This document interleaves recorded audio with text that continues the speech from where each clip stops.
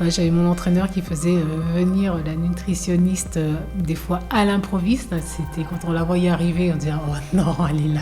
Un contrôle surprise. Et voilà, contrôle surprise. Allez, on se déshabille, on prend la masse grasse et puis on regarde si ça va. Du coup, ça va être ton premier marathon ? Oui. T'as jamais couru de marathon avant ? Non, j'ai jamais couru de marathon avant. Non, c'est dingue ça. Mais non, mais j'étais une sprinteuse. Les sprinteurs, ils aiment pas courir long. Bonjour à tous, je suis Jean-Baptiste, directeur de création associé chez Nutri & Co et je vous souhaite la bienvenue sur Next Step, notre podcast. Après nos infographies, notre chaîne YouTube, notre blog, ce podcast est un nouvel outil pour vous accompagner dans le monde parfois opaque de la Nutra. Nous sommes le 26 mai et je suis avec vous pendant à peu près 1 heure pour discuter avec Muriel Urtis de son parcours en tant que championne olympique en athlétisme. Et aujourd'hui, j'ai le plaisir de co-présenter ce podcast avec Camille, qui est notre responsable communication scientifique, que vous avez déjà vu dans les lives et les vidéos Nutri & Co. Et Camille, en fait, nous aide à mieux faire comprendre la science derrière la Nutra. C'est le premier podcast qu'on fait ensemble, et je pense qu'il y en aura d'autres. Donc, bienvenue Camille. Merci, bonjour Jean-Baptiste, bonjour Muriel. Bonjour Camille, bonjour Jean-Baptiste. Je crois que Camille a un certain nombre de questions à te poser, donc on va commencer. Absolument. Merci beaucoup Muriel d'être avec nous aujourd'hui. Et j'ai très envie de commencer cet échange par un message d'espoir, puisque j'ai lu dans tes interviews qu'au départ, adolescente, tu n'étais pas vraiment intéressée par le sport. C'était tes mots dans plusieurs interviews. Oui. Et je me demandais, en lisant ton parcours époustouflant, comment on passe de pas trop intéressée au sport à championne olympique, multimédaillée. On ne présente plus ton palmarès. Oui, et passionnée aussi maintenant de sport. Effectivement, donc quand j'étais jeune, j'étais pas forcément intéressée par le sport. Je ne voyais pas l'intérêt de faire du sport et je m'étais jamais tournée vers une pratique sportive. Et donc quand je suis rentrée au collège, j'avais un professeur d'éducation physique qui avait repéré chez moi des qualités physiques et des aptitudes à la pratique donc, de l'athlétisme. Donc il est venu me solliciter et mes premières réponses ont été négatives parce que je ne voulais pas faire de sport. J'étais plutôt une petite fille assez réservée, très casanière, un peu enfermée sur elle-même. Et le sport, je voyais vraiment pas l'intérêt, donc du coup ce professeur est revenu encore une année suivante pour me le proposer à nouveau le fait d'intégrer donc l'équipe sportive UNSS, donc donc ce prof est venu me proposer à nouveau d'intégrer donc l'équipe de l'UNSS. Alors, qu'est-ce que c'est que l'UNSS ? Voilà, je vais préciser. Donc, qu'est-ce que c'est que l'UNSS ? L'UNSS, donc, c'est l'Union des sports scolaires. Donc, c'est le sport scolaire qui est donc pratiqué au collège et au lycée.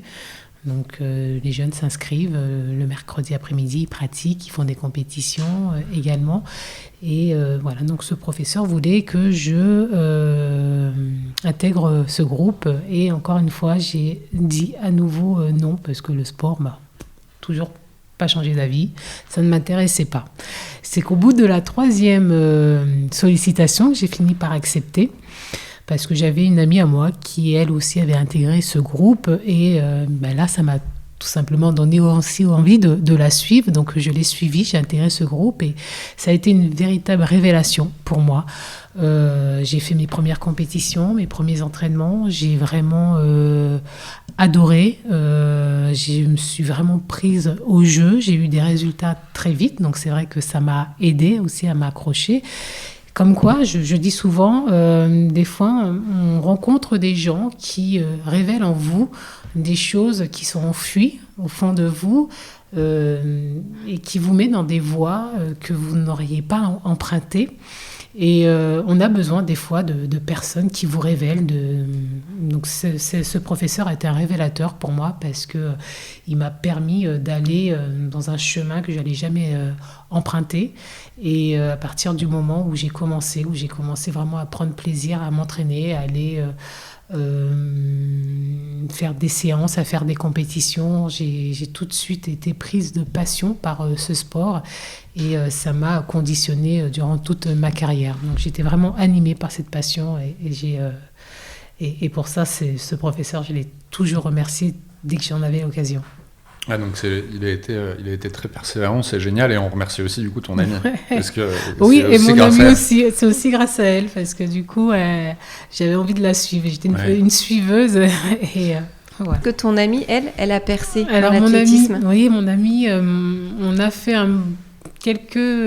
bout de chemin ensemble, quelques années de pratique ensemble, en club, puisque donc, pour moi, ça a commencé donc, à l'école, donc à l'ENSS, donc l'association de l'école.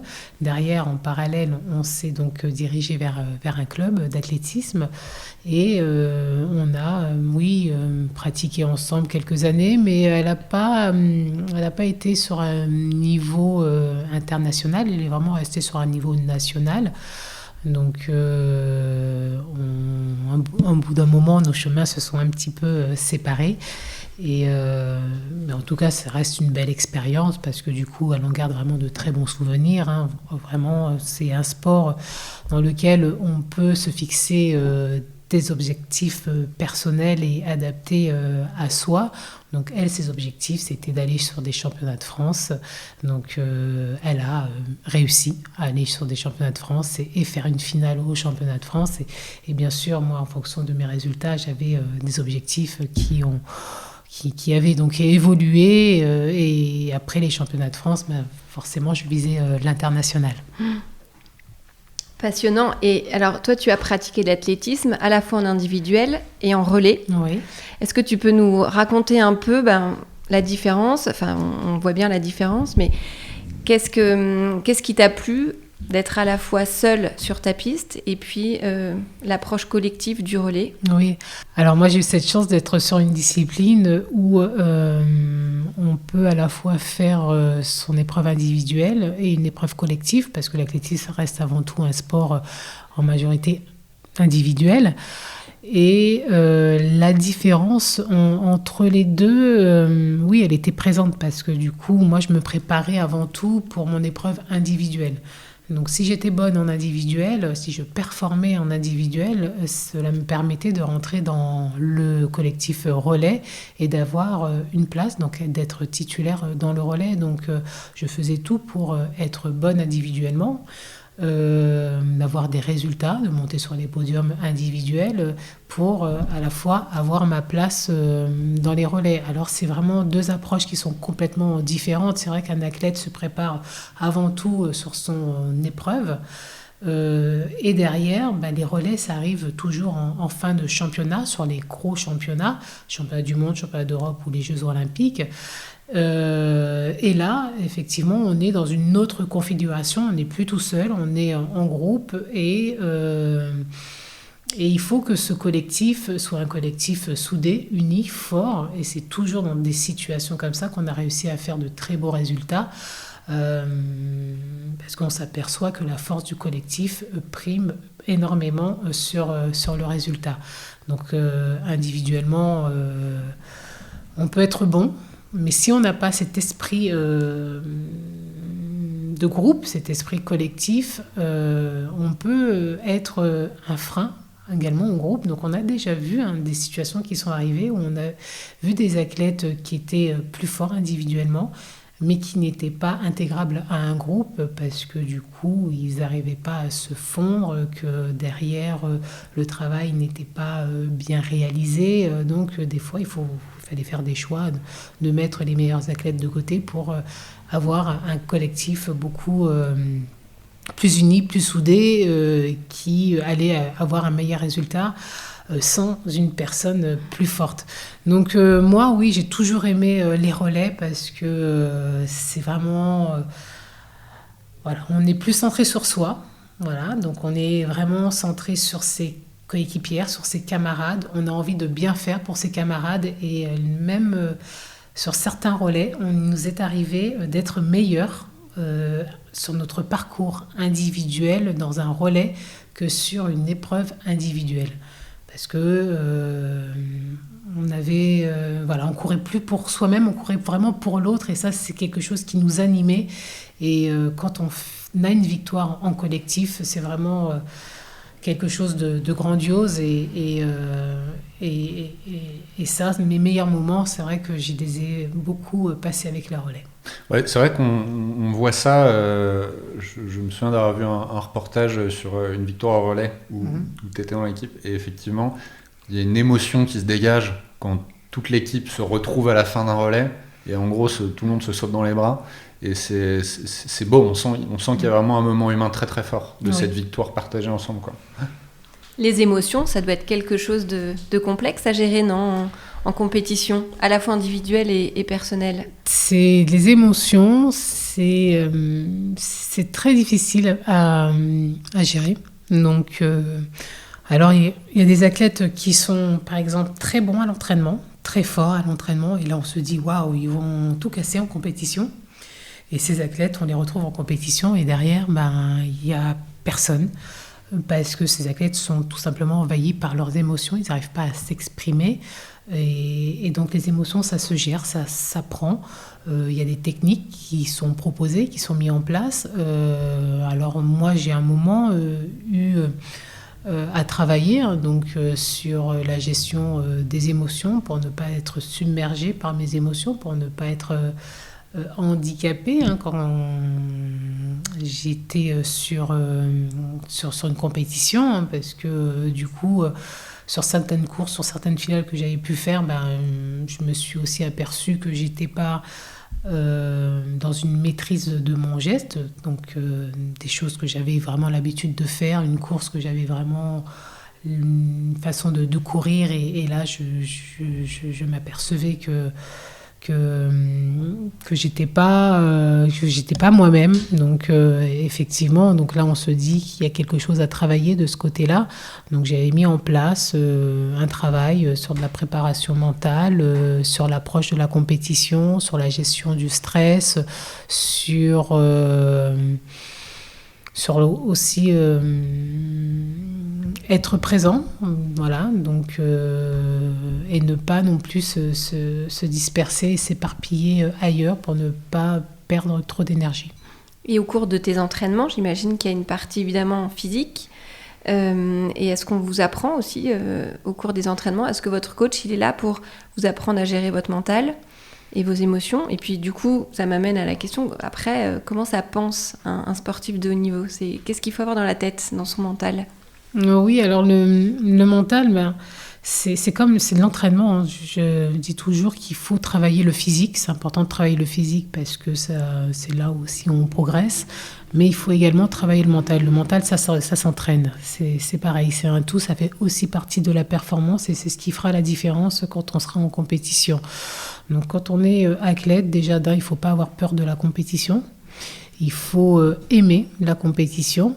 Il faut aimer aller au charbon, se confronter aux autres, et bien sûr être prêt le jour même.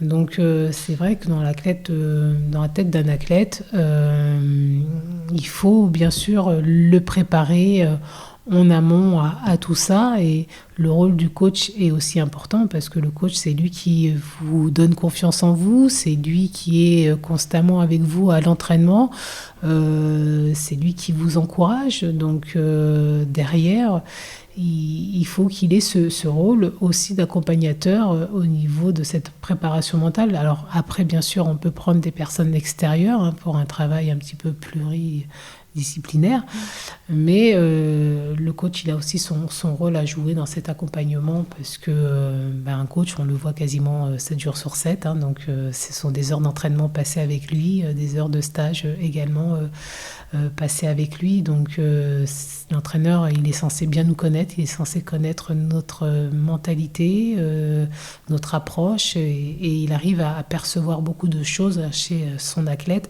qu'une autre personne ne pourrait peut-être pas percevoir. Donc le rôle du coach dans cette préparation, pour moi, elle est primordiale. Et tu disais tout à l'heure au début que tu étais une jeune fille plutôt timide. Oui. Donc ça t'a révélé finalement, effectivement, avoir l'esprit de compétition. C'est, comme tu le dis, c'est aussi oser se confronter au regard des autres et se comparer aux autres.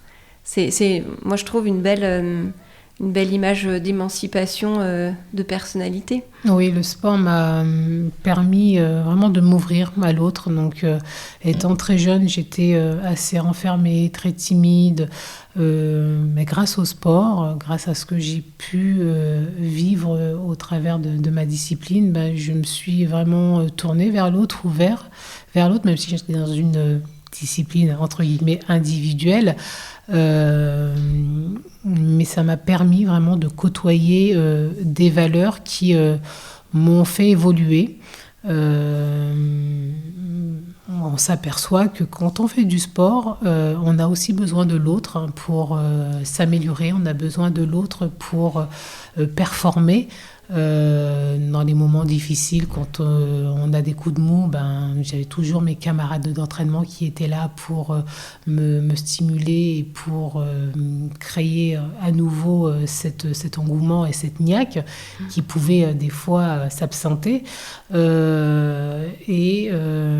Oui, cette ouverture que le sport m'a permis d'avoir, c'est aussi cette confiance en moi.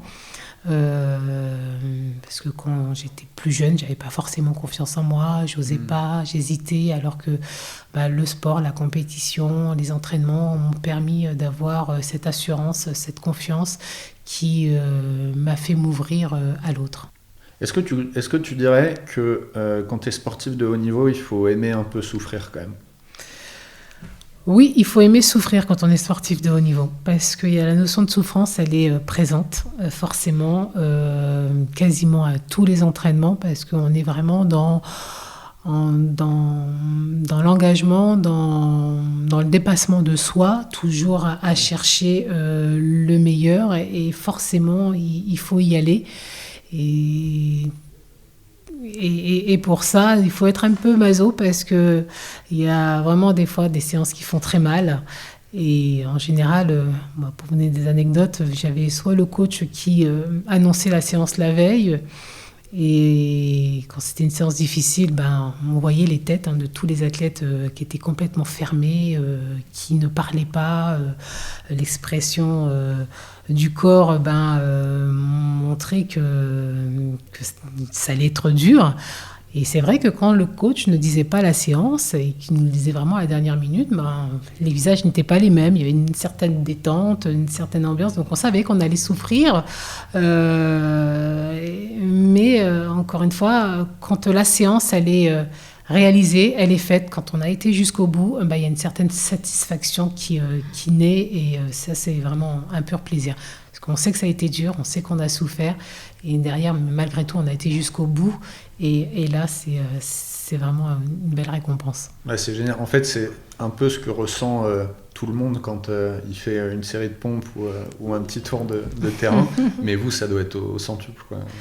Cette sensation de libération à la fin, même d'une compétition, ça doit être dingue. Et je t'ai entendu dire dans une interview qu'il fallait sans cesse aller au-delà de ce qu'on a réalisé la veille. Donc en fait, vous êtes en permanence dans le dépassement de vous-même et en fait, aucun moyen de reposer sur vos acquis. Il faut toujours progresser. Ça aussi, mentalement, ça doit être compliqué à gérer. Oui, c'est un peu compliqué à gérer parce que quand on ne réussit pas à être meilleur que la semaine passée, c'est vrai que c'est assez frustrant et derrière des doutes et des questionnements peuvent apparaître. Donc, c'est pour ça que l'entraînement, c'est vraiment un moyen à la fois de prendre confiance en soi et de s'assurer qu'on avance dans le temps, on avance positivement, on avance vers son échéance parce que je suis dans un sport où on a une échéance par an, donc un gros championnat. Et il faut être prêt le jour J. Bien sûr, il y a les meetings qui nous préparent à ça, mais on se prépare 11 mois sur 12 dans une année pour une compétition. Mais sachant qu'on progresse, mais la progression elle n'est pas infinie, parce que derrière, alors je ne sais pas si c'est une question un peu taboue dans le sport, mais il y a toujours un moment où l'âge arrive, et il y a le pic en gros le pic en anglais, un PEAK, de plus haut potentiel du sportif. Et ce pic, je sais pas, c'est 30 ans, 40 ans pour un sportif de course. Oui, pour un sportif de course, on atteint vraiment une maturité entre 25 ans. 25 ans et ça peut durer 3-4 ans derrière. Donc effectivement, ça fait tôt, ça fait jeune. Mais bon, le sport de haut niveau, c'est très éphémère, c'est très court. Donc, en général, les sportifs, après 30 ans, ils sont déjà considérés comme des vieux. C'est fou, ça. Alors que la vie, elle est encore longue derrière, parce que y a des jeunes qui arrivent. Et effectivement, les performances, elles sont plus présentes. Alors, il y a forcément des repères de performance. Comme moi, je suis passée sur une distance supérieure à 31 ans parce que je n'arrivais plus à courir aussi bien que je le faisais les années auparavant. Donc, c'était très dur à encaisser, très dur mentalement. Donc, il a fallu que je change de discipline pour pouvoir être dans un nouvel univers sans repères, parce que c'était surtout les repères qui étaient difficiles, parce que quand on n'arrive plus à réaliser des performances qu'on faisait facilement quand on était jeune, c'est assez frustrant, et là c'est beaucoup de doutes, beaucoup de questionnements qui arrivent. Et c'est pour ça que j'ai complètement changé de discipline, et ça m'a permis de partir sur une nouvelle page et de rester un petit peu plus longtemps dans le circuit. Et ça fait partie de l'entraînement, d'accompagner le sportif dans son... Le mot est un peu dur, dans son vieillissement. Est-ce que l'entraîneur, il a ça en tête? Non, pour moi, c'est encore mal fait. Parce que du coup, les entraîneurs sont très orientés sur la performance, sur la compétition, la performance, des objectifs, sur les championnats. Et c'est vrai que ce côté-là, il passe en second plan. Alors, si l'athlète ne se prend pas en main durant sa carrière, il ne prévoit pas quelque chose pour sa reconversion, et du jour au lendemain, il peut se retrouver sans rien. Et ça peut être très violent. Souvent, on entend des athlètes faire des dépressions ou tomber dans des addictions, parce que c'est tellement violent. Quand on est athlète, on est vraiment dans un univers très à part.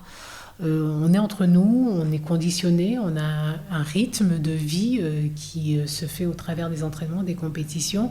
Et du jour au lendemain, quand tout s'arrête, il n'y a plus personne. Il n'y a plus personne, il n'y a plus le groupe, il n'y a plus l'entraîneur, il n'y a plus la fédération, il n'y a plus les meetings, les déplacements, les compétitions. On est complètement livré à soi-même, et ça peut être très difficile si on ne l'a pas préparé en amont. Donc, et les entraîneurs ne sont pas encore sensibilisés à tout ça, parce qu'ils sont trop sur le moment présent, comme les athlètes, donc ils profitent de ce qu'ils font à l'instant T. Ils ne se projettent pas dans le futur. Et c'est pour ça qu'il y a encore énormément de travail à faire de ce côté-là. Mais Et est-ce qu'on imagine, ton corps, c'est ton outil de travail, le corps des athlètes, c'est vraiment leur outil de travail. On imagine qu'il y a une prise en charge assez globale, à la fois physique avec vos entraînements. Est-ce que tu peux nous expliquer aussi la part, par exemple, de l'alimentation? Est-ce que tu faisais attention particulièrement à ton alimentation tout au long de l'année, ou plus sérieusement encore avant une compétition? Oui, l'alimentation, quand on est athlète, c'est important. Tout à l'heure, je disais, c'est un tout. Il y a l'entraînement, il y a la partie mentale, il y a la partie, bien sûr, soins médicales, et il y a la partie nutrition, alimentation du sportif. Donc oui, donc il faut faire attention à son alimentation, il faut faire attention à ce qu'on mange avant une compétition, et c'est vrai qu'on était assez suivis de ce côté-là. Moi, j'ai mes entraîneurs qui me faisaient monter sur des balances, des fois à chaque semaine, pour suivre mon poids, parce que du coup le poids c'est important, c'est ce qui nous permet d'être aussi performants. Si on a quelques kilos en trop, ce sont des centièmes de perdus. C'est vrai que là on est sur des centièmes de seconde qu'on essaye de grappiller à chaque fois, donc il faut rien négliger. Il faut vraiment avoir cette hygiène de vie optimale pour la performance. Et ça va de la nutrition, ça va aussi de la récupération, du rythme de sommeil. C'est un tout. Et du coup, il y a aussi la question du taux de masse grasse. Est-ce que c'est quelque chose que vous devez surveiller assez précisément? Non, on en parlait, j'aime bien dire hors antenne, ça fait très pro, mais on en parlait juste avant, pendant le déjeuner. Ouais. C'est quelque chose que vous surveillez aussi régulièrement? Oui, on le surveillait régulièrement. Alors, j'avais mon entraîneur qui faisait venir la nutritionniste des fois à l'improviste. C'était quand on la voyait arriver, on disait « Oh non, elle est là !» À contrôle surprise. Et voilà, contrôle surprise. Allez, on se déshabille, on prend la masse grasse et puis on regarde si ça va ou si ça va pas. Si ça n'allait pas, c'est vrai que le coach était là pour nous réprimander un petit peu et nous remettre un petit peu les pendules à l'heure. Mais on a du mal à croire quand même qu'en s'entraînant tous les jours, un pouillème de gras puisse apparaître sur la balance. Mais si, pourtant si, ça arrive. Hein. C'est vrai que la période hivernale, c'était un peu les périodes un petit peu les plus difficiles pour les athlètes parce que ils n'arrivaient pas trop à faire attention sur la reprise de l'entraînement. C'est vrai qu'on a un mois de coupure et sur le mois de coupure, l'athlète elle se lâche complètement. Là, on se fait plaisir, on pense plus trop aux restrictions et c'est vrai que les reprises sont souvent très difficiles. Donc il y a le contrôle de reprise et puis derrière, ça continuait un petit peu. Donc il fallait vraiment faire attention.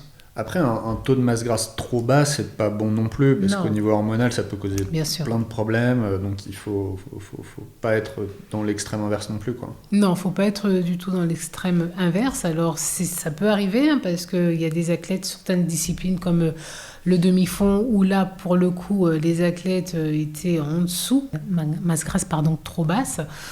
Mais nous, les sprinteurs... c'était pas forcément le cas, donc surtout les filles, donc les garçons ils avaient un petit peu plus cette facilité, mais les filles on était un petit peu légèrement en dessous ou alors vraiment dans les clous, mais il fallait vraiment avoir notre petit chef, le petit bâton qui était là pour ne pas aller au-delà. Et vous mesuriez comment? C'était quoi la technique? C'était la pince. La pince, ouais. Pinces. C'est souvent ce qu'on dit que c'est ce qu'il y a de plus fiable. C'était la pince. D'accord. Et au-delà du poids et de la masse grasse, est-ce que par exemple, tu faisais des analyses sanguines régulièrement pour mesurer, je sais pas moi, des taux de fer, des taux d'éléments importants pour l'organisme? Oui, on avait des suivis, des bilans biologiques à faire, à effectuer à peu près tous les 1 mois et demi, 2 mois. Donc, pour voir où on en était, pour voir s'il n'y avait pas de carence, pour derrière compléter par de la supplémentation alimentaire. Oui, tu te supplémentais en nutraceutique? Oui, ça fait partie du rituel du sportif? Oui, ça fait partie du rituel du sportif, oui. C'est vrai qu'on fournit tellement d'efforts, on est tellement dans l'extrême, donc de la pratique sportive, que derrière, on a besoin de supplémentation pour récupérer, pour nous apporter tous les nutriments voilà, qu'on perd durant l'entraînement. Donc oui, les athlètes se complémentaient. Comme quoi, par exemple? Comme quoi, on prenait... Après, moi, je prenais beaucoup de la spiruline, du magnésium, du fer. Après, les athlètes aussi prenaient de la protéine également pour récupérer aussi après les séances. Donc, c'était des oligo-éléments également. Donc, des multivitamines, des préparations dans ce style, ouais. Qui nous suivaient constamment sur une année, donc c'est complémenté. C'est vrai que le magnésium, c'est très très consommé lors d'un effort sportif, surtout de longue durée ou même de force. Le corps consomme énormément de magnésium, donc c'est important d'en avoir. D'en prendre. Ouais. Oui. Et aujourd'hui, tu as gardé une habitude à te supplémenter en Nutra ou... Alors, comment j'ai arrêté ma carrière sportive? C'est vrai que j'ai tout arrêté. J'ai arrêté de faire du sport. J'ai arrêté tous mes programmes de compléments. c'est vrai que j'étais arrivée sur une période où c'était très difficile physiquement, mentalement. J'avais vraiment besoin de couper. Et au bout d'1 an et demi, j'ai déjà ressenti le besoin de refaire du sport parce que ça me manquait, j'en avais besoin et je commençais à avoir des douleurs au niveau du dos. Alors et mentalement, ça te manquait aussi ? Mentalement, oui, ça me manquait. Moi, la compétition me manquait, le challenge, c'est surtout le challenge qui me manquait. Donc je me suis orientée vers une nouvelle discipline et forcément, j'ai recommencé un peu à reprendre des compléments pour m'accompagner dans mon hygiène de vie et aussi pour penser à ma santé. Ouais, donc pour toi, c'est vraiment lié. Sport égale nutraceutique, mais tu le vois pas hors du sport. Après, vraiment lié, non, c'est pas forcément lié, mais c'est vrai que pour moi, j'ai ce besoin de compléments quand je fais du sport. Après, bien sûr, il est conseillé de faire du sport. Il faut faire du sport. Et est-ce que entre athlètes, vous échangiez sur justement votre supplémentation ? Est-ce que vous donniez des conseils Entre athlètes, pas vraiment. Alors, c'est vrai qu'on avait l'intervention de nutritionnistes qui nous conseillaient. Donc, on était un petit peu tous à la même enseigne. Donc, on n'en parlait pas forcément de plus en dehors de ce qui nous donnait à prendre. On imagine que la vie d'athlète, tous les jours, c'est pas facile. Le corps n'est pas forcément au top de ses performances chaque jour. Est-ce que tu peux nous parler un peu de certaines difficultés que tu as pu rencontrer ? Est-ce que, on imagine, tu as eu 2 enfants, on imagine que la reprise après 2 grossesses, c'est pas évident. Est-ce qu'il y a des choses que tu peux nous partager là-dessus ? Oui, alors je vais vous partager mon expérience par rapport à ma grossesse. C'est vrai que moi j'ai eu un premier garçon en plein milieu de ma carrière sportive et ça n'a pas été facile parce qu'il m'a fallu 2 ans pour revenir à mon niveau d'avant ma grossesse, mais parce que j'avais pas fait les choses comme il fallait. C'est vrai qu'à l'époque, faire un enfant en plein milieu de c'était pas courant. Maintenant, ça se fait de plus en plus, donc on voit beaucoup plus de femmes faire une pause pour faire un enfant. Mais moi, quand je suis tombée enceinte, j'ai complètement à nouveau coupé avec le sport. Je faisais plus d'activité physique et j'ai vécu pleinement ma grossesse. J'étais plus contraint au niveau de l'alimentation et du coup, moi, j'ai pris 30 kilos. Et ça a été très difficile parce que derrière, quand mon fils est né, je me suis rendu compte dans quel état j'étais, que derrière, il m'a fallu un énorme effort pour retrouver une condition physique. Je m'étais déjà projetée en me disant, mon fils va naître, je vais reprendre les entraînements très rapidement et j'espère aller sur des grands championnats. Et puis ça ne s'est pas du tout passé comme ça. Donc il a fallu que je réapprenne tout. Donc perdre le surpoids que j'avais pris. Quand je suis retournée sur la piste, je ne savais plus courir, je ne savais plus faire des exercices que je maîtrisais parfaitement auparavant. Donc j'ai dû vraiment tout reprendre de la lettre A et franchir progressivement les étapes, les escaliers. À chaque fois, pour moi, c'était des victoires que j'avais. Et est-ce que ton mental, il était resté intact ? Le mental... est-ce qu'il a flanché ? Alors, le mental, j'avais un mental, donc pour moi, je voulais revenir, c'était primordial et il n'y avait pas de doute dessus, mais forcément, quand on voit que ça prend du temps, quand on voit que j'ai du mal à réussir des choses, donc à un moment, le mental, il descend, mais... La compétitrice fait que derrière, ça revenait parce que j'avais mon objectif, mon point de mire. C'était vraiment le plus important, c'est d'avoir son objectif, son point de mire et s'y tenir. Et ça, c'est le sport qui m'a aussi inculqué cette mentalité. Alors, durant la carrière, oui, il y a des moments difficiles. Tous les athlètes rencontrent des moments difficiles parce qu'on ne rencontre pas que des victoires, on rencontre bien sûr des défaites, on rencontre bien sûr des blessures. Et dans ces moments-là, il faut savoir se remettre en question, il faut savoir rebondir. Donc la faculté à rebondir après l'échec est aussi une valeur que le sport inculque. Je crois qu'il y a une citation de Paolo Coelho, que tu aimes bien. Oui. Je t'ai entendu dire, toutes les batailles de la vie nous enseignent quelque chose, même celles que nous perdons. Exactement. C'est une jolie phrase, pleine d'espoir. Oui. Bah, je pense qu'il faut savoir perdre par moment pour revenir plus fort. Tu as mentionné un autre sport, c'est le football américain, c'est ça ? Le football américain. Ouais. Et alors pourquoi ? Alors pourquoi ? Parce que j'étais à la recherche d'une pratique sportive et bien sûr pour moi retourner sur la piste j'y arrivais pas parce que c'était encore trop frais, je n'arrivais pas à retourner sur la piste, donc je voulais une nouvelle discipline et je suis tombée sur le football américain qui demande quand même des aptitudes de sprinter, donc le plus dur c'est d'attraper la balle et d'apprendre les règles, mais j'ai découvert une belle discipline sportive, un peu difficile à comprendre au début parce que les règles sont pas simples à comprendre, mais une fois qu'elles sont maîtrisées, je me suis vraiment prise au jeu et je me suis éclatée durant une saison et demie à faire du football américain. On en parlait ce midi pendant le déj, le terrain qui est quadrillé avec des délimitations, des règles qui ont l'air extrêmement compliquées, tout un équipement qui avec des espèces courir, des épaulettes, le casque. Des épaulettes, un casque. Et du coup, pourquoi plutôt le football américain que le rugby, par exemple ? Parce que le rugby est plus implanté. J'ai hésité entre les deux. Ouais. Donc, et qu'est-ce qui t'a fait choisir plutôt ? C'est le club, le football, parce qu'ici on a un beau club, donc sur Aix-en-Provence, le football américain, des Argonautes.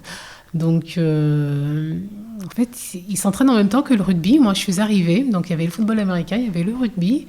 Ils m'ont vu arriver, ils m'ont rattrapé et du coup ils m'ont pas lâché et du coup c'est les footballeurs américains qui t'ont attrapé avant les rugbymen. Voilà. D'accord. Exactement. Et donc du coup j'ai basculé sur le football américain. Génial. C'est comme ça que ça s'est fait. Super. Et les filles de ton équipe, elles arrivaient à courir après toi ? C'est vrai que j'avais encore quelques qualités de sprinteuse. Je courais peut-être pas aussi vite que quand j'étais athlète, mais oui, je courais. J'étais celle qui courait le plus vite et sur les matchs, j'étais celle à faire tomber par terre. On s'en doute. Et attraper. Tu es très modeste. Tu es très, très modeste. Et attraper, donc c'est vrai que des fois, je me suis pris des chocs parce que j'étais vraiment celle à mettre par terre. Est-ce qu'il y a un sport que tu aimerais découvrir aujourd'hui ? Après, j'aime tous les sports. C'est vrai que actuellement, je me suis remis un peu à la course à pied, mais du coup, la course longue, donc je fais des longues distances. Je fais également un tout petit peu de crossfit pour garder un petit peu cette densité musculaire. Et j'ai découvert un sport que j'adore aussi, c'est le paddle tennis. Donc, qui est un sport très ludique. Je joue de temps en temps avec quelques amis. Donc ça me plaît énormément. Après, comme j'aime le sport, c'est vrai que toutes les disciplines, moi, si je peux découvrir une discipline, je le fais, je fonce. Je connais pas très très bien le paddle tennis. Oui. Je connais le paddle. Le paddle, voilà, sur l'eau. Mais, le paddle tennis, c'est sur un terrain de tennis. C'est entre le tennis et le squash. En fait, c'est complètement fermé par des parois et en fait, la balle peut rebondir sur les parois. On joue sur tout le terrain. Et c'est avec des raquettes de tennis ? Et c'est avec des raquettes qui sont beaucoup plus petites que le tennis. On en apprend tous les jours. Elles sont pas comme le tennis. D'accord. Elles sont différentes, elles sont plus petites. Tu connaissais toi, Camille, le paddle tennis ? J'en ai entendu parler. À Aix, effectivement, il y a un club de paddle. Wacken Paddle, c'est vrai que c'est génial. J'ai pas essayé. Alors Muriel, tu es une femme sportive accomplie, mais aussi une femme engagée à travers de multiples prises de position. Il y en a une qui a relevé mon attention, c'est ta participation à l'association Peace and Sport. Est-ce que tu peux nous expliquer en quoi ça consiste ? Oui, alors c'est vrai que je suis engagée dans plusieurs associations, Peace and Sport en fait partie. C'est des messages de paix par le sport, c'est transmettre certaines valeurs à travers le sport. Donc j'ai réalisé des actions auprès des jeunes qu'il fallait donc encourager, des jeunes qui avaient besoin d'être un peu coachée sur l'engagement, qui avait du mal à s'engager dans quelque chose et qui avait plutôt tendance à baisser les bras. Donc c'est vrai que le sport, on s'aperçoit, c'est une véritable école de la vie. On peut beaucoup faire passer de très belles valeurs au travers de cet outil. Et Peace and Sport, c'est une association qui promouvoit la paix au travers le sport. Très bien, et c'est assez global puisque finalement ça fait intervenir des ONG autour de la paix, des agences, comme les agences des Nations Unies, le sport à travers la famille olympique dont tu fais partie, et puis même le monde politique. Donc il y a vraiment une dimension presque humanitaire finalement à promouvoir le sport. Oui, mais complètement. Il le faut en plus. Donc, Et qu'est-ce que tu donnes comme premier conseil à ces jeunes qui n'ont pas forcément eu un socle solide dans leur vie pour se positionner? Quel est le premier conseil que tu leur donnes pour forger leur mental et avancer dans la vie? Le premier conseil que je leur donne, c'est vrai que moi je parle beaucoup d'engagement parce que au jour d'aujourd'hui on est dans une période où les jeunes baissent les bras à la moindre difficulté, au moindre problème, et dans la vie c'est pas comme ça en fait. Il faut s'accrocher, il faut se battre, il faut pas baisser les bras. Et souvent je prends l'exemple de ma dernière course, mon dernier relais, qui est un très beau relais, parce que quand on voit le dénouement de ce relais, jamais on n'aurait pensé que l'équipe de France aurait terminé à la plus haute marche du podium. Donc, pour vous donner un petit peu le scénario de fin, cette dernière relayeuse qui prend le témoin, et 20 mètres derrière, un groupe de tête de 3 autres nations. Et là, personne n'y croit. Personne n'y croit. Le commentaire des journalistes dit c'est fini, il n'y aura pas de relais, il n'y aura pas de podium pour le relais français. Et cette athlète qui est dans cette course, elle ne baisse pas les bras, elle continue à faire son chemin, quel que soit le contexte et la situation. Elle y croit. Elle y croit et elle va jusqu'au bout. Et le résultat a fait qu'on a gagné ce relais. On a été championne d'Europe et cette athlète a gagné sur le fil. Elle a vraiment cassé sur le fil pour aller chercher cette victoire alors que personne n'y croyait. Et c'est vrai que c'est ce message que je donne aux jeunes. Tant que l'échéance n'est pas arrivée, tant que vous avez toujours votre objectif au bout, il ne faut pas baisser les bras quelle que soit la difficulté parce que tout problème a une solution. Et c'était en quelle année et à quelle course, pour si nos auditeurs veulent revoir la vidéo, parce que j'imagine qu'il y a une vidéo Il y a une vidéo et j'encourage vraiment à aller voir ce relais parce que c'est un relais vraiment qui donne vraiment d'espoir et qui motive. Donc c'est le relais 4x400 mètres de Zurich en 2014. C'est au championnat d'Europe. Oui, ça devait être très fort. Et c'est très fort et il faut le regarder avec les commentaires des journalistes parce que l'un ne va pas sans l'autre. Et tu es également très impliquée dans la préparation des JO Paris 2024. Oui. Est-ce que tu peux nous en dire un peu plus sur ton rôle, à la fois dans la préparation des Jeux et puis dans l'exécution qui aura lieu? Alors j'étais très impliquée dans la candidature, donc c'est vrai qu'il y a eu beaucoup de missions qui ont été mises en place. Là sur l'organisation des Jeux Olympiques, c'est vrai que ce sont des missions qui sont assez ponctuelles. Et puis comme le marathon risque d'être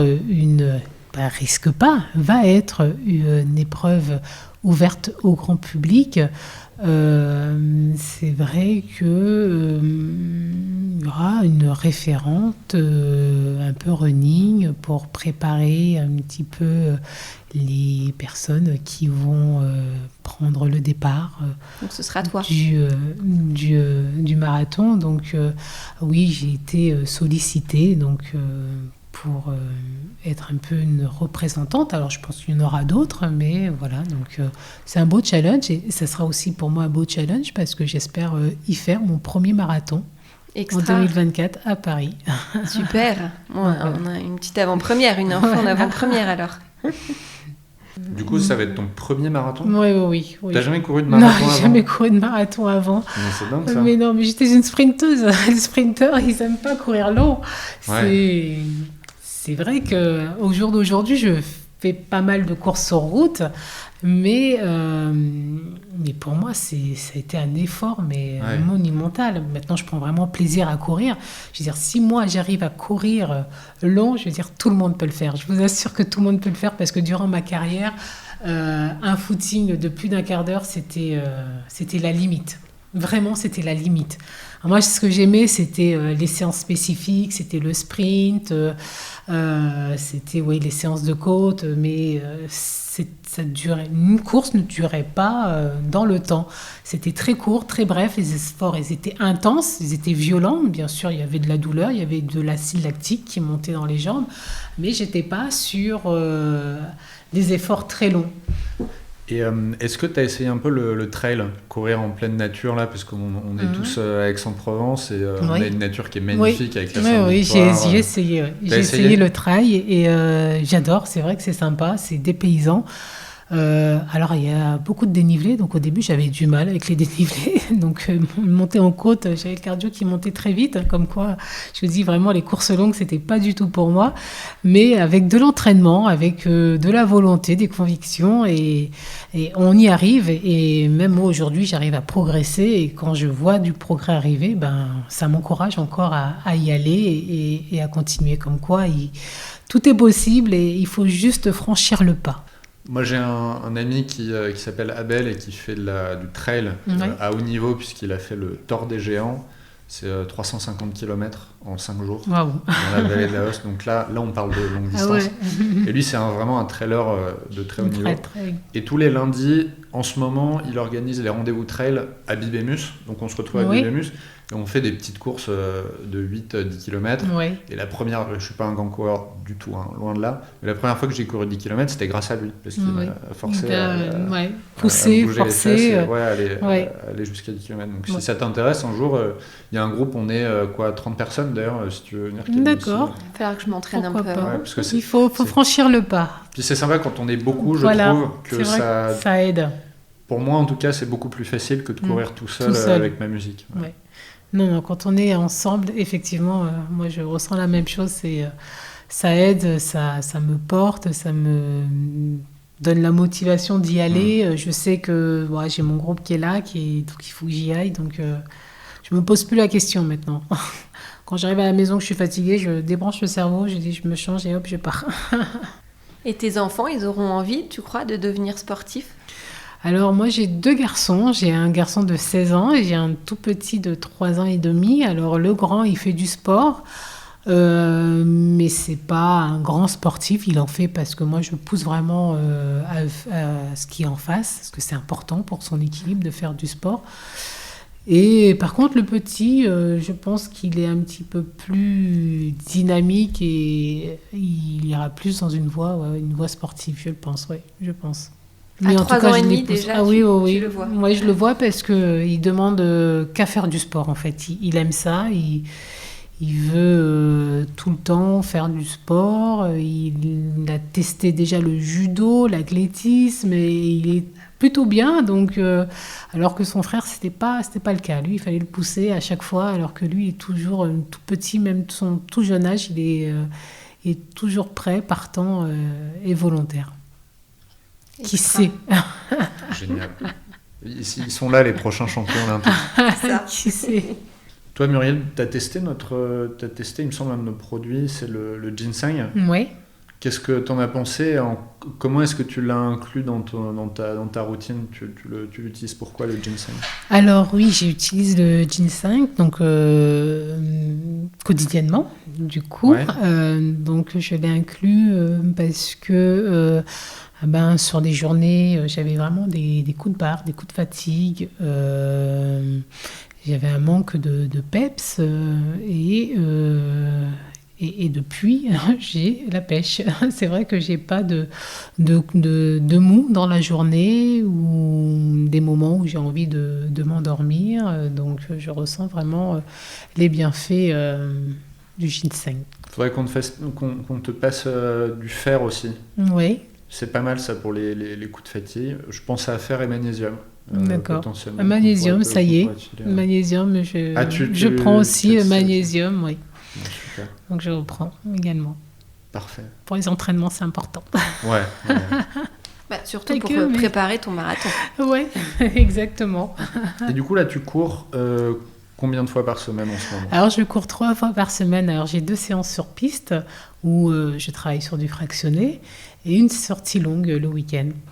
Parfait. Où est-ce que nos auditeurs peuvent te suivre? T'as un Instagram Oui, j'ai un Instagram, Muriel Ursis, tout simplement. Parfait. On le mettra aussi dans la description. N'hésitez pas à suivre la page de Nutri&Co également. Ça fera plaisir à notre community manager. En tout cas, vraiment, merci beaucoup d'être passé nous voir. C'est très chouette. Tu as beaucoup plaisir. D'énergie. C'est gentil. Tu rayonnes de bonne humeur et de passion pour ton sport. Donc, c'est vraiment chouette. Tu es toujours la bienvenue. Merci.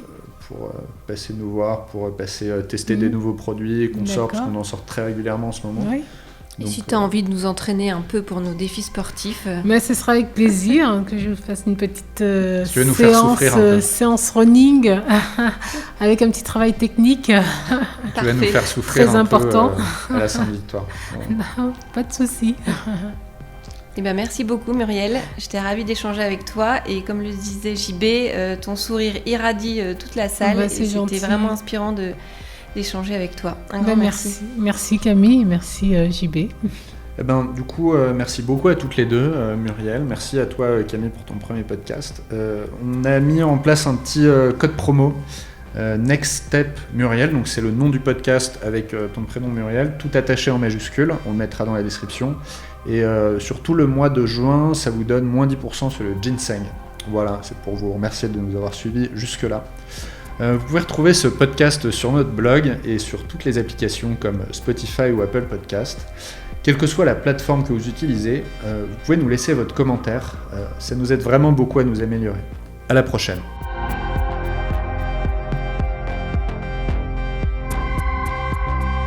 16 km. Ouais, ce qui est rien, hein, mais pour moi c'est pas mal. Ah si, quand même, c'est beaucoup 16 km quand on n'a pas l'habitude. Plus que ce que je fais. Quand on n'a pas l'habitude de courir. J'ai jamais